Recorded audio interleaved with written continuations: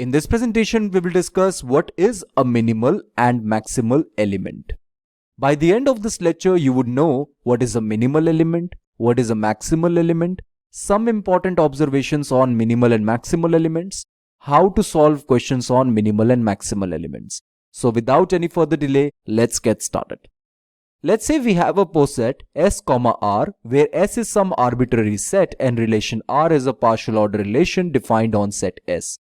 So we have a poset S, R and S is some arbitrary set. R is relation defined on this set and R must be a partial order relation. Okay. This is the definition of minimal element. An element X of a set S is called a minimal element if there is no Y belongs to S such that Y is related to X, or in other words, Y, X does not belong to R. And it must be well noted that Y must not be equal to X. This is quite a simple definition to understand if we see this carefully. Here we are talking about some element X, okay? And this element must belong to set S. Apart from this, we are saying that this element is called a minimal element if there is no Y belongs to S such that Y is related to X. Okay, there must not be any Y belonging to S such that Y is related to X. Or in other words, we can say Y, X must not belong to R. And it must be well noted that Y must not be equal to X. Okay, we know that X is related to itself. That's why I'm saying that Y and X must be different. They must not be identical. Okay. Now here is one example.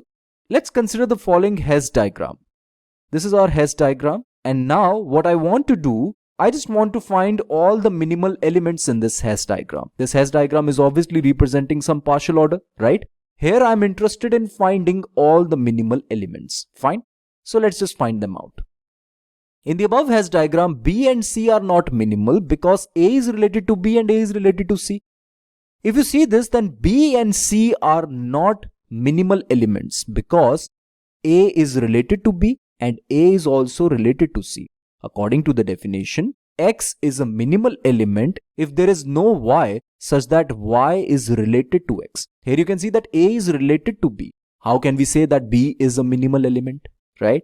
Similarly, we cannot say that C is a minimal element because A is related to C. Apart from this, D and E are not minimal because B is related to D and C is related to D. Also, C is related to E and B is related to E. You can see that D and E are also not minimal because B is related to D, C is related to D. E is also not a minimal element because B is related to E and C is related to E, right? Also, F is not a minimal element because D is related to F and E is also related to F. But if you see this Hess diagram, A is the minimal element, right? A is the only minimal element because no element is related to A. There is no element below this element which is related to this element, right? No element is related to A. Therefore, A is the only minimal element in this Hess diagram, right? Hence, it is clear that A is the only minimal element, right? Now, let's consider example 2. In this example, let's consider this Hess diagram. Here in this Hess diagram, we have all these vertices and the edges drawn between them, right? Now we have to identify what are the minimal elements in this Hess diagram. In the above Hess diagram, A, C and D are minimal because no element is related to A, C and D. If you see this carefully, then A, C and E are minimal elements because there is no such element which is related to these elements, right? So it is clear that A, C and E are minimal elements, right? It is quite easy to identify the minimal elements from the Hess diagram. That is why Hess diagrams are quite useful, right? So finding minimal elements is quite easy from the Hess diagrams, and that's why I have chosen Hess diagrams to find the minimal elements of a particular partial order. Okay. Now there is one important observation. A poset can have more than one minimal element. Okay, this is very true. A poset can have more than one minimal element. You can see this that in this Hess diagram, there are total 3 minimal elements. Obviously, it is clear that a poset can have more than one minimal element. Now, we will discuss the definition of maximal elements. Again, I am considering a poset S, R where S is some arbitrary set and R is relation defined on this set, which is nothing but a partial order relation, right? An element X of a set S is called a maximal element if there is no Y belongs to S such that X is related to Y. Or in other words, X comma Y must not belong to R. And obviously X must not be equal to Y. This is very true, right? The definition is little bit changed. Here, instead of Y related to X, we have X related to Y. We'll understand this with the help of an example. Let's consider the following Hess diagram.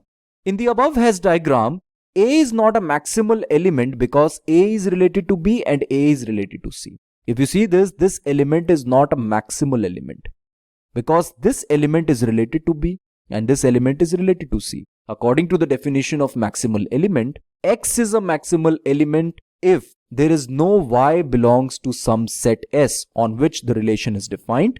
X must not be related to Y, right? Then only we can say that X is a maximal element, right? We must consider every Y of set S other than element X, right? Here you can see that A is not a maximal element because A is related to B and A is related to C. Apart from this, B, C and E are not maximal elements because B is related to D and B is related to E. C is related to D and C is related to E. Also, D is related to F and E is related to F, right? B is related to D, B is related to E, C is related to D, C is related to E, D is related to F and E is related to F, right? It is clear that all these elements are not maximal except element F, right? F is the only maximal element because F is not related to any element. Therefore, it is clear that F is the maximal element. Hence, it is clear that F is the maximal element. There is no doubt about this, right? Now let's consider example 2. Consider this Hess diagram. Now we want to find what are the maximal elements in this Hess diagram. In the above Hess diagram, E and F are maximal elements. You can see that E and F are maximal elements. Again, it is easy to identify all the maximal elements in a Hess diagram. E and F are clearly the maximal elements because E is not related to any element. Similarly, F is also not related to any element, right? Again, there is one more important observation. A poset can have more than one maximal element. There is no doubt about this. From this Hess diagram, it is clear that a poset can have more than one maximal element, right? So there can be more than one minimal as well as maximal element. There is no doubt about this, right? Now, we will consider some problems related to maximal and minimal elements. Here is problem 1.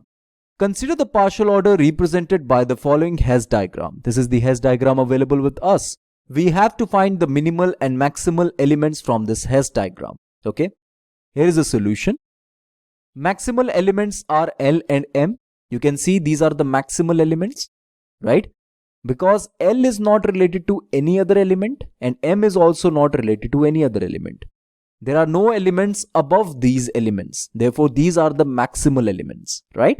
Apart from this, the minimal elements are A, B and C. If you see this diagram carefully, A, B and C are the minimal elements because there are no elements below these elements which are related to these elements, right? Therefore, these are minimal elements. So maximal elements are L and M and minimal elements are A, B and C. Fine. Now let's consider problem 2. What are the maximal and minimal elements for this poset? We have to identify maximal and minimal elements for this particular poset. The best option is to draw the Hess diagram for this poset. Okay. Here you can see relation is divides relation, right?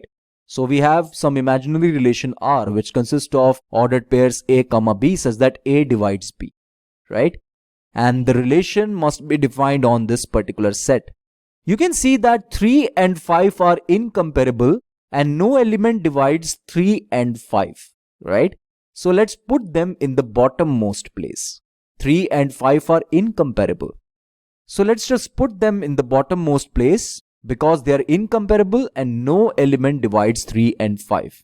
Apart from this, the next element is 9 in this set, right? 3 divides 9. So let's put this element above 3 and draw an edge between 3 and 9. why can't we just put this element 9 above 3? Because 3 divides 9. So let's just put this element above 3 and let me just draw an edge between 3 and 9 because 3 divides 9, right?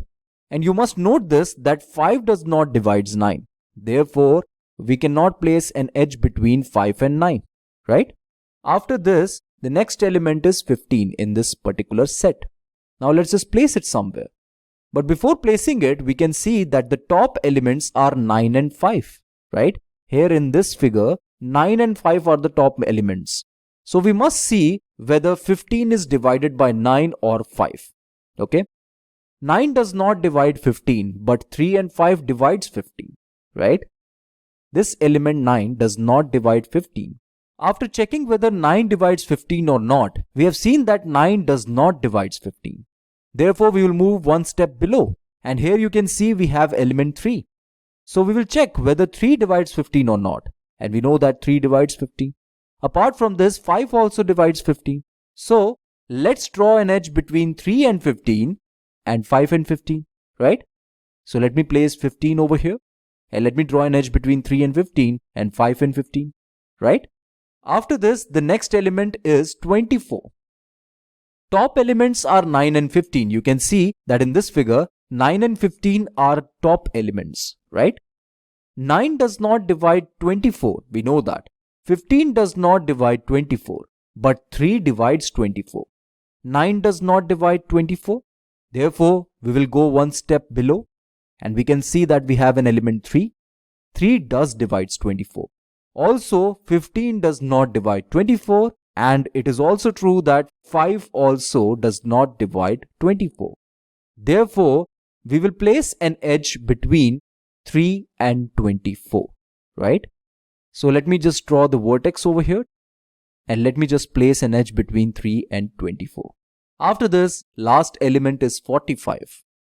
Top elements are 24, 9 and 15. You can see 24, 9 and 15 are the top elements. 24 does not divide 45, but 9 divides 45. 24 does not divide 45, but 9 divides 45. Also, 15 divides 45. Therefore, we will draw an edge between 9 and 45 and 15 and 45. So let me just place this vertex 45 over here and let me draw an edge between 9 and 45 and 15 and 45. And that's it. There is no need to check for 3 and 5 because 9 divides 45 and 15 also divides 45, right? This is the Hess diagram so obtained, right? This is our final result. Now let's identify all the minimal and maximal elements of this Hess diagram. Maximal elements are 24 and 45. You can clearly see these are the maximal elements.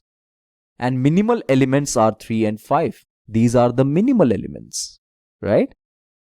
Okay friends, this is it for now. Thank you for watching this presentation.